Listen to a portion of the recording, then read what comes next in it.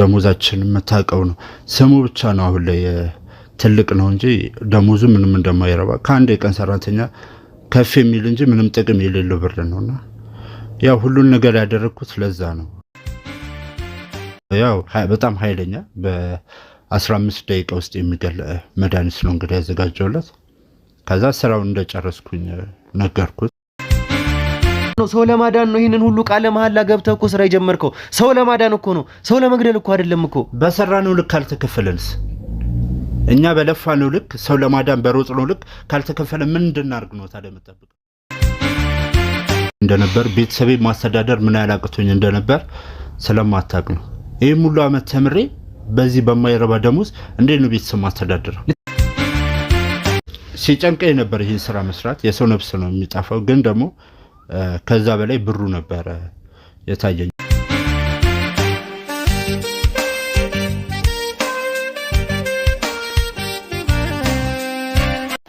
ሰላም ጤና ይስጥልኝ። እንዴት አላችሁ? የምክር ቲዩብ ቻናል ተከታታዮች በያላችሁበት ሀገር በያላችሁበት ቦታና በያላችሁበት ሁኔታ ሰላማችሁ እንዴት ነው? እግዚአብሔር ይመስገን እኔ ሰላም ነኝ። ዛሬ እንግዲህ በዱካሾ ላይ እየሰራ ያለው ልጅ ከአቤል ለመግደል መድኃኒት ከሚቀመመው ዶክተር ጋር ያደረገውን ቃለ ምልልስ የሰማሁት ማታ ነውና እኔ በጣም አስደንግጦኛል፣ በጣም አሳፍሮኛል፣ እጅግ በጣም አሳዝኖኛል። ከአንድ ዶክተር የማይጠበቅ ንግግር እጅግ በጣም አሳፋሪ የወረደ ንግግር ነው ሲናገር የሰማሁት። በዛ ጉዳይ ላይ የሆነ ነገር ልል ነው የመጣሁትና ለቻናሌ አዲስ የሆናችሁ ሰዎች ሰብስክራይብ በማድረግ ቤተሰብ ሁኑ። ቪዲዮንም ስትጀምሩ ላይክ በማድረግ ጀምሩ። ዳምጣችሁ ስትጨርሱ ደግሞ ሀሳብ አስተያየት ካላችሁ ኮመንት መስጫው ስር አስቀምጡልኝ። በተደጋጋሚም እየመጣችሁ ነገር ግን ቤተሰብ ያልሆናችሁ ሰዎች ዛሬ ሰብስክራይብ በማድረግ ቤተሰብ ሁኑ። ይህ ቻናል እንዲያድግ የራሳችሁን አስተዋጽኦ እንድታደርጉልኝ በትህትና ነው የምጠይቀው። ማለት የረጅም ጊዜ ቻናል ነው፣ ግን ያው ሰብስክራይቡ እንደምታዩት ነው። በተቻለ መጠን ቻናሉ እንዲያድግ የራሳችሁን አስተዋጽኦ አድርጉልኝ ስል እጠይቃለሁ። እንግዲህ ይህንን ዶክተር ከብሩክ ይመስለኛል ከብሩክ ጋር ብሩክ ኢንተርቪው ያደረገውለትን ዶክተር ሰምተነዋል ይመስለኛል። በጣም ነው ያፈርኩት፣ እኔ በጣም ነው ያዘንኩት። ከአንድ ዶክተር ብዙ ኃላፊነት ህዝብና መንግስት ኃላፊነትን ሰጥተውት በህዝብና በመንግስት ብር ተምሮ ለእንደዚህ አይነት ቦታ ላይ የተቀመጠ አንድ ዶክተር ለዛውም የቃል ኪዳንን ገብቶ በህዝብ ፊት በህግ ፊት ቃልን ገብቶ ወደ ስራ የተሰማራ አንድ ዶክተር ሊናገረው ቀርቶ እንደው ሊያስበው የማይገባውን እጅግ በጣም ሰቅጣጭ የሆነ ንግግር ነው ሲናገር የሰማ ነው። እጅግ በጣም ነው በእውነት የሚያሳዝነው። ሲናገር እንደሰማ ነው እንግዲህ ይሄ ሰው ዶክተር ነው። በዚህ ላይ ደግሞ ይመራመራል፣ መድኃኒቶችን ይቀመማል፣ ለማዳን የሆኑ መድኃኒቶችን ማለት ነው። ነገር ግን ይህንን ነገር ማለት ወደፊት መሄዱን ትቶ እንትኑን ወደኋላ መሪውን ወደኋላ ጠምዝዞ ለማዳን የሆነውን ትምህርቱን መንግስትና ህዝብ ኃላፊነትን ጥሎ ወደ ስራ እንዲሰማራ ያደረገበትን ያንን ኃላፊነት ትቶ ለማዳን የሆነውን ነገር ግን ሰዎችን ለመግደል ሰዎችን ለማጥፋት ሲሰራና ሲተገብር በነበረበት ሰዓት ነው ከዱካ ሾው አቅራቢ ከብሩክ ጋር የተገናኙት። እንግዲህ ያንን የፈረደበትን አቤልን ለመግደል የሚቀመም መድኃኒት በዶክተሩ አማካኝነት እየተቀመመና እየተሰራ እያለ ነው እነ ብሩክ ሰውየው ጋር የደረሱትና ወደዚህም ጉዳይ የገባበትን ነገር ዶክተሩ ተናግሯል። እንዴት እንደገባ በምን ምክንያት እጁ ላይ ሰው ጠፍቶ በዛ ምክንያት አቶ ጌታቸው የሚባለው ሰውዬ በዚህ በጠፋው ሰው ወይ ደግሞ በሞተው ሰው አማካኝነት እንደያዘውና ይሄ የሞተው ሰው ለአቶ ጌታቸው ስራ ሲሰራለት የነበረ የሱ ተላላኪ የነበረ ሰው ሞቶ እንግዲህ እንደሞተበት ነው።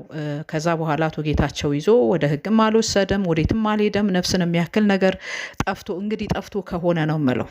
እውነት እዛ ቦታ ላይ ሞተ የተባለው ሰው እኔ ሳላቅ የተሳሳተ መድኃኒት ወግቼው ሞተ ተብሎ የተባለለት ሰው እውነት በትክክል ሞቶ ከሆነ ማለት ነው እስከሚገባኝ ድረስ ግን አቶ ጌታቸው የሚባለው ሰው ሰውን ለመግደል ሰውን ለማጥፋት ይፈልግ ስለነበረ በዚህ መልኩ ደግሞ እንደዚህ መድኃኒትን እየተመራመሩ እየቀመሙ የሚያዘጋጁ ሰዎችን ይፈልግ ስለነበረና ስለዚህም ዶክተር ወሬውንና ዝናውን ሰምቶ ስለነበረ ይሄን ሰው ለማጥመጃነት ተጠቀመበት እንጂ በእርግጥ በዛን ሰዓት ሞተ የተባለው ሰው ሞቶ ስለመሆኑ እኔ ትልቅ የጥያቄ ምልክት አለኝ። ምክንያቱም በዛ ቦታ የተፈለገው ዶክተሩን ማጥመድ እንጂ ያንን ሰው መግደል እንዳልነበረ ነው ለኔ የገባኝ ማለት ነው።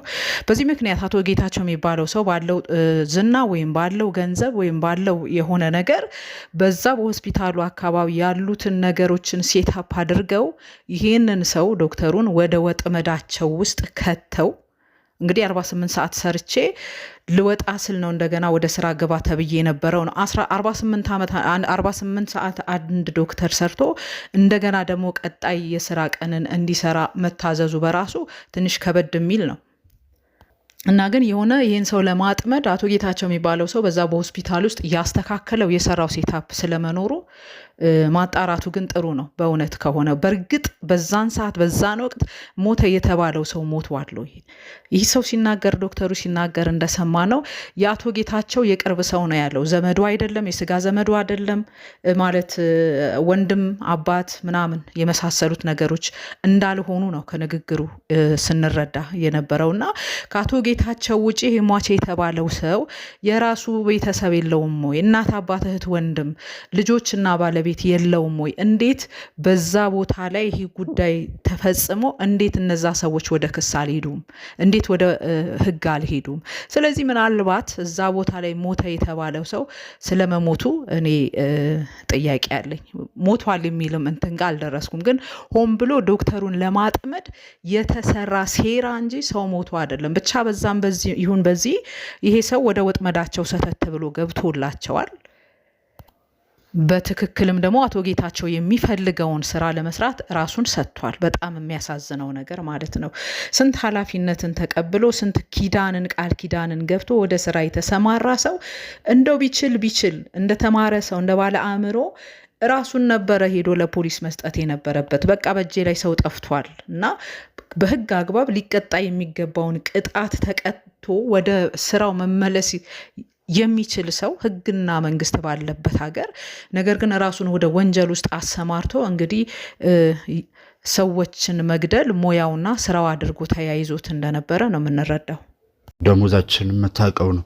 ስሙ ብቻ ነው አሁን ላይ ትልቅ ነው እንጂ ደሞዙ ምንም እንደማይረባ ከአንድ የቀን ሰራተኛ ከፍ የሚል እንጂ ምንም ጥቅም የሌለው ብር ነውና ያው ሁሉን ነገር ያደረኩት ለዛ ነው።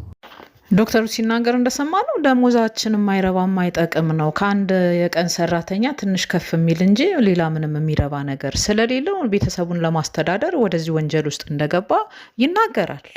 የአንድ ዶክተር ደሞዝ አንዲት ልጅንና አንድ ሚስትን ማስተዳደር አቅቶት እነሱን ለማስተዳደር ወንጀል ውስጥ ለወንጀል እጁን እንደሰጠ ነው ሰውየው የሚናገረው።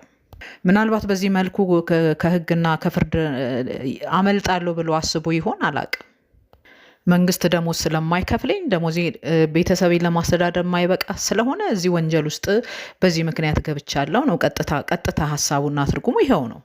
እንግዲህ ከዚህ ንግግሩ የምንረዳው ይህ ሰውዬ አቶ ጌታቸውን ጣለለት እንጂ ከደሞዙ ትንሽነት የተነሳ አስቀድሞም ቢሆን እንደዚህ አይነት ወንጀል ውስጥ ገብቶ ብርን ለማካበት ብርን ለመሰብሰብና ቤተሰቦቹን አንደላቆ ለማኖርና ለማስተዳደር ያስብ ይመኝ ነበረ ማለት ነው። ያው በጣም ኃይለኛ በ15 ደቂቃ ውስጥ የሚገል መድኃኒት ነው እንግዲህ ያዘጋጀውለት። ከዛ ስራውን እንደጨረስኩኝ ነገርኩት። ሰው ለማዳን ነው ይሄንን ሁሉ ቃለ መሐላ ገብተህ እኮ ስራ የጀመርከው። ሰው ለማዳን እኮ ነው፣ ሰው ለመግደል እኮ አይደለም እኮ። በሰራነው ልክ ካልተከፈለንስ? እኛ በለፋነው ልክ ሰው ለማዳን በሮጥነው ልክ ካልተከፈለ ምን እንድናርግ ነው ታዲያ የምጠብቀው? በ15 ደቂቃ ውስጥ ሰውን መግደል የሚችል መድኃኒት ነው የቀመምኩት እያለ ነው ይሄ ሰውዬ። ግን እንደው በ15 ደቂቃ ውስጥ ይቅርና በ15 ሰዓታት ውስጥ ሰውን ከሞት ታድጎ ወደ ህይወት ማምጣት የሚችል መድኃኒት መስራት ይችል ነበር ወይ? በጣም ነው ግን የሚያሳዝነው እጅግ በጣም። የተማርከው ሰውን ለማዳን እንጂ ሰውን ለመግደል አይደለም ብሎ ባለው ጊዜ ደግሞ የሚመልሰው መልስ ነው ጭንቅላት የሚመታው እጅግ በጣም አድርጎ የሚያሳፍረው የሚያሳዝነው ማለት ነው። የሚከፈለኝ ደግሞ ቤተሰቤን ለማስተዳደር የማይበቃ ከሆነ ሌላ ምን እንድናደርግ ነው የምትጠብቁት አይነት ነገር? በእውነት በአይምሮ ነው ያለው ይሄ ሰው? የሚያገኘው ደሞዝ ቤተሰቡን ለማስተዳደር ካልበቃው እሱ ሰዎችን ወደ መግደል ነው እንዴ መሄድ ያለበት? የሰው ህይወትን የሰው ነፍስን አጥፍቶ ብርን ወደ ማግኘት መንገድ ነው እንዴ መሄድ ያለበት? ወይ ደግሞ የራሱን ቤተሰብ በሰላም እያስተዳደረ የሌላውን ቤተሰብ እና ቤት ማጨለም የሌላውን ነፍስ መንጠቅና መግደል ነው እንዴ ያለበት? የሱ ቤተሰብ በቅንጦት እንዲኖር የሌላው ህይወት መጥፋት ነው ያለበት? ምን አይነት አስተሳሰብ ነው? እንዴት ምን አይነት ሰው ቢሆን ነው ይሄንን አባባል ካፉ አውጥቶ የሚናገረው? ስለዚህ ደሞዝ ስላልበቃው ደሞዙ አንድ ሚስቱንና አንድ ልጁን ማስተዳደር ካልቻለና ካልበቃው እሱ የሰውን ነፍስ እያጠፋ ቤተሰቡን ማስተዳደር እንዳለበት ብቻ ነው የሚገባው፣ ሌላ መንገድ የለው። የኔ አባት አስተማሪው አባቴ በአገሪቱ ስኬል መሰረት አገሪቱ ለመምህራን መክፈል በምትችለው የደሞዝ ስኬል መሰረት እየተከፈለው አንድ ልጅ አይደለም ያውም በአስተማሪ ደሞዝ አንድ ልጅ አይደለም 9 ልጆችን አሳድጎ ለወግ ለማድረግ አብቅቷል። እንግዲህ የአስተማሪ ደሞዝ ከዶክተር ደሞዝ በምን ያህል ከፍ እንደሚል መገመት የሚያስቸግር አይመስለኝም። ይሄ ዘመነኛው ዶክተር ግን ምን እያለን ነው? የኔ ክፍያ የኔ እንደተማርኩት ስላልተከፈለኝ ደሞዜ ስላልበቃኝ ሚስቴንና አንድ ልጄን ማስተዳደር አቅቶኛል። ስለዚህ ሰዎችን እየገደልኩኝ ገንዘብና ብርን ማግኘት አለብኝ። በዛም ብር ደግሞ ቤተሰቤን በቅንጦትና በድሎት ማስተዳደር አለብኝ እያለን ነው ያለው። በሚዲያ ፊት በካሜራ ፊት በድፍረት ይህንን ሲናገር መስማት ከዚህ በላይ ዝቅጠት አለ? ከዚህ በላይ ውርደት አለ? ከዚህ በላይ እንደ ህዝብ እንደ ሀገር አንገታችንን የምንደፋበት ጉዳይ አይደለም ይሄ ንግግሩ? ስንት አንቱ የተባሉ የከበሩ ሰዎችን ያስቀደሙ ብዙ ዶክተሮች ባሉበት ምድር ላይ እንደዚህ አመለካከትና አስተሳሰብ ያለውን ዶክተር ማግኘት እንዴት በቃ መግለጽ ራሱ ያስቸግራል። እንዴ ነውር አይደለም ወይ? እንዴት ነው በሚዲያ ፊት እንዴት ነው በካሜራ ፊት ስንት ዓመት ተምሬ ስንት ዓመት በትምህርት ዘመኔን አጥፍቼ የሚከፈለኝ ብር ቤተሰቤ ማስተዳደር ካልቻለ ምን እንዳደርግላችሁ ነው የምትጠብቁት? የቀን ሰራተኛ ብሎ የገለጻቸው እነዛ ሰዎች እኮ በሚያገኟት በዛች ደሞዛቸው 5 እና 6 ልጆቻቸውን ቤተሰባቸውን አሳድገው አስተምረው እኮ ለቁም ነገር ያበቃሉ። እሱ በዶክተር ደሞዝ ግን አልበቃውም፣ አልቻለም። አዝነናል እንደ ህዝብ እንደ ሀገር በእውነት በጣም የሚያሳዝን ደግሞ እስከዛሬ ከሰማነው ደግሞ እጅግ በጣም የሚያሳዝን ዶክተር ነው የገጠመን ማለት ነው። አሁን ካለው የዶክተሮች ጥያቄ ጋር አምጥቶ ለማቀናጀት ሲሞክር መስለኝ እንደ ጥያቄ ጠይቀዋል። በቃ ደሞዝ አንሶናል፣ ደሞዝ ይጨመርልን፣ ሰላማዊ ጥያቄያቸውን ጠይቀዋል ዶክተሮቹ። እሱ ግን ከዛ አልፎ በቃ ሰዎችን ወደ መግደል መጥቻለሁ ደሞዜ ስላልበቃኝ ነው። ሰው ለማዳን ነው ይሄንን ሁሉ ቃለ መሐላ ገብተህ እኮ ስራ የጀመርከው። ሰው ለማዳን እኮ ነው፣ ሰው ለመግደል እኮ አይደለም እኮ። በሰራነው ልክ ካልተከፈለንስ? እኛ በለፋነው ልክ ሰው ለማዳን በሮጥነው ልክ ካልተከፈለ ምን እንድናርግ ነው ታዲያ የምጠብቀው?